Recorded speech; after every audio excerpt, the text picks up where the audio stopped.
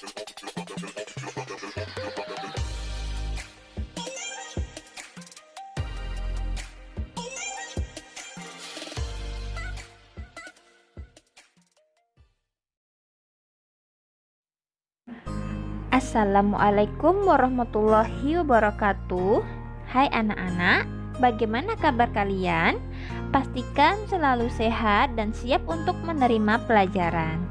Sebelum belajar, jangan lupa membaca doa menurut agama dan kepercayaan masing-masing. Baik, sebelum kita simak videonya, jangan lupa subscribe dan like agar video ini terus berkembang dan memberikan informasi yang bermanfaat. Baik anak-anak, kita akan melanjutkan kembali pembahasan kita mengenai tema 6, menuju masyarakat sejahtera. Subtema 1, masyarakat peduli lingkungan, pembelajaran 2. Tujuan pembelajarannya yaitu yang pertama, siswa dapat menentukan judul dan kata kunci serta isi bacaan dengan tepat. Yang kedua, siswa dapat menjelaskan cara pengelolaan sampah dengan benar.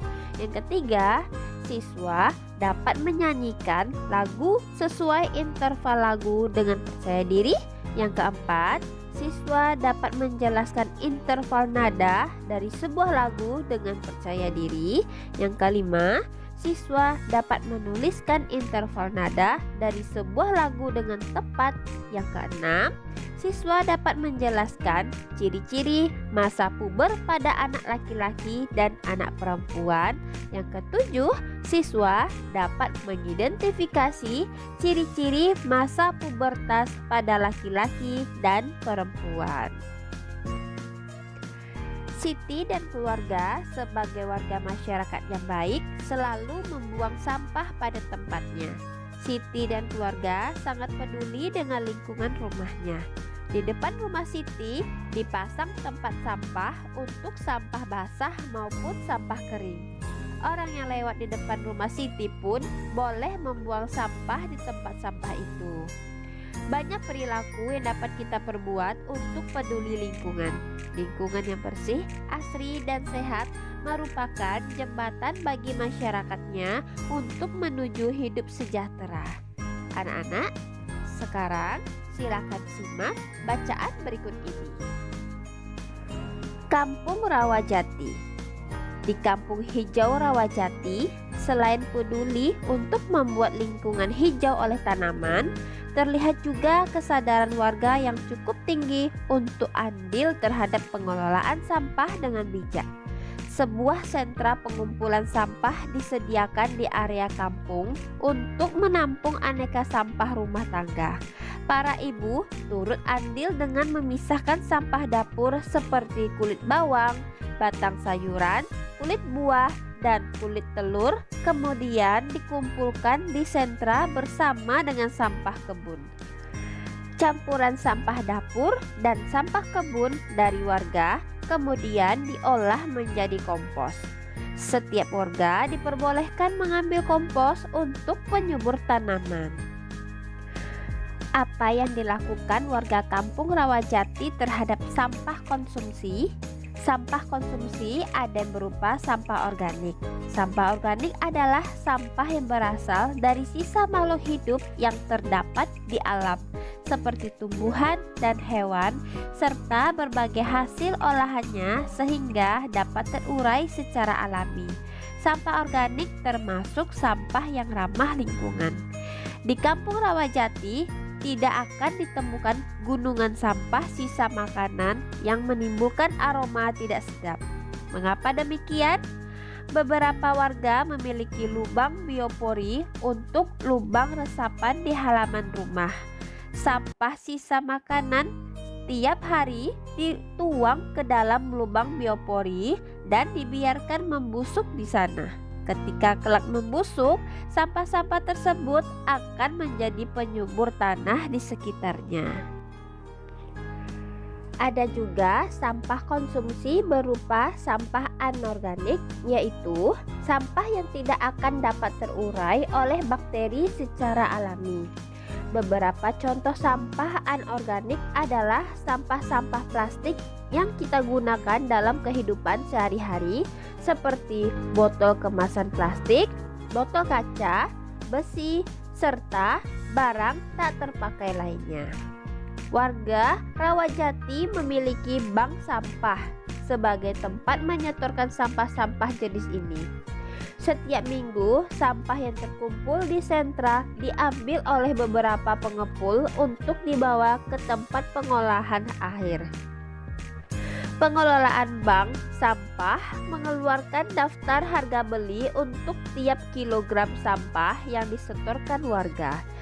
Semakin banyak warga menyetorkan sampah, tentu semakin bertambah pula saldo tabungan sampahnya. Selain mengurangi tumpukan sampah, warga pun senang karena memperoleh manfaat dan keuntungan berupa uang dari sampah yang dihasilkannya. Bahkan beberapa anak memiliki tabungan sampahnya sendiri. Mereka berlomba mengumpulkan botol dan kemasan plastik untuk menambah saldo tabungan. Sebagian dari sampah anorganik juga dikumpulkan warga untuk diolah menjadi aneka kerajinan yang bernilai jual. Vas bunga, alas gelas, dompet, serta tas dirangkai cantik dari aneka botol plastik dan kemasan bekas. Kegiatan ini dilakukan oleh beberapa ibu di waktu luang mereka, mengisi waktu, mengurangi tumpukan sampah, dan menambah uang belanja tentunya menjadi hal positif yang bermanfaat bagi warga dan lingkungan. Nah, sekarang mari kita jawab pertanyaan berikut. Apa judul bacaan di atas? Apa kata kunci pada judul bacaan di atas? Apa isi bacaan di atas sudah sesuai dengan kata kunci yang kamu sebutkan? Jawabannya, judulnya adalah Kampung Rawajati.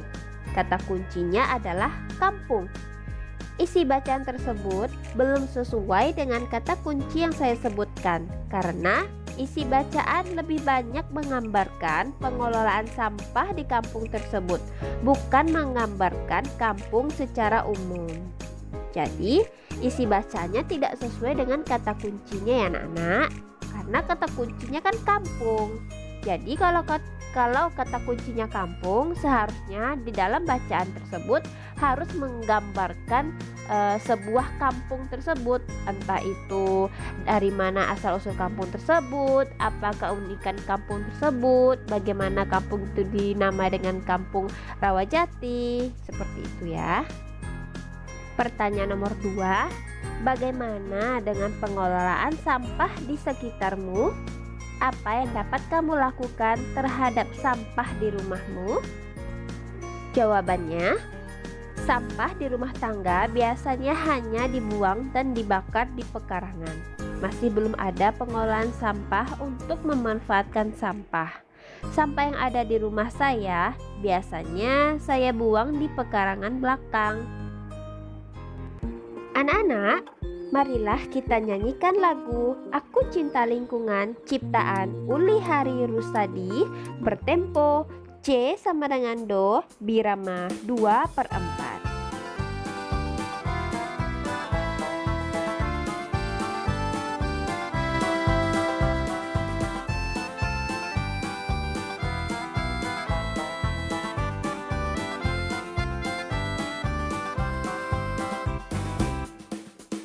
Aku cinta lingkunganku, ku jaga dan ku sayangi.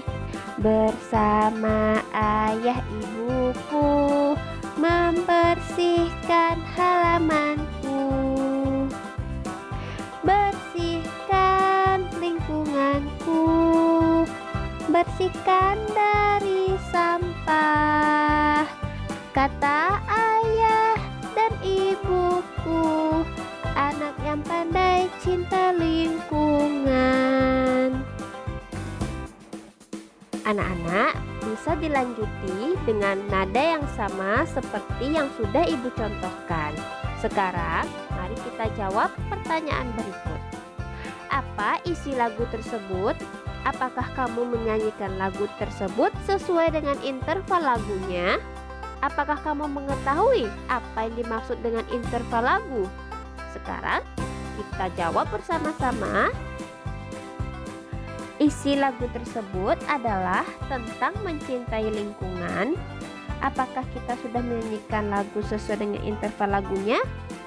Rasa ibu sudah. Apakah kamu mengetahui tentang interval lagu? Nah, interval lagu adalah jarak antar nada-nada yang ada pada suatu lagu. Peduli lingkungan bersama keluarga. Misalnya, bekerja bersama-sama membersihkan rumah sambil bernyanyi merupakan kegiatan yang menyenangkan. Peduli lingkungan merupakan kewajiban kita. Dari anak-anak, para remaja, dan orang tua hendaknya peduli dengan lingkungan. Sekarang, perhatikan kedua gambar berikut ini dan jawablah pertanyaan di bawah ini. Pertanyaan nomor 1, apakah kamu melihat adanya perbedaan pada kedua gambar tersebut? Tunjukkan perbedaan pada gambar di atas. Jawabannya, perbedaan pada gambar ini dapat kita lihat pada tinggi badan, ukuran tubuh, ukuran pakaian, warna pakaian, dan alas kaki. Pertanyaan nomor 2, tahukah kamu yang dimaksud masa puber?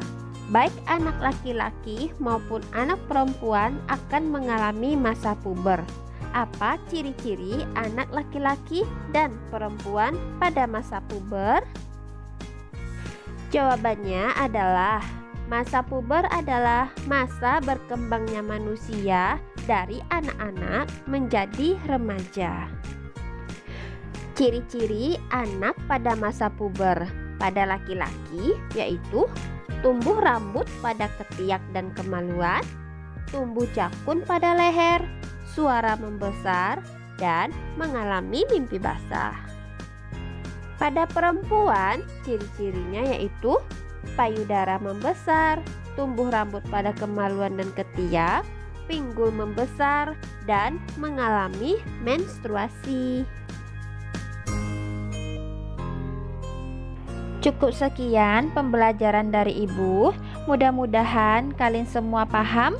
Tunggu video pembelajaran selanjutnya ya. Terima kasih. Wassalamualaikum warahmatullahi wabarakatuh.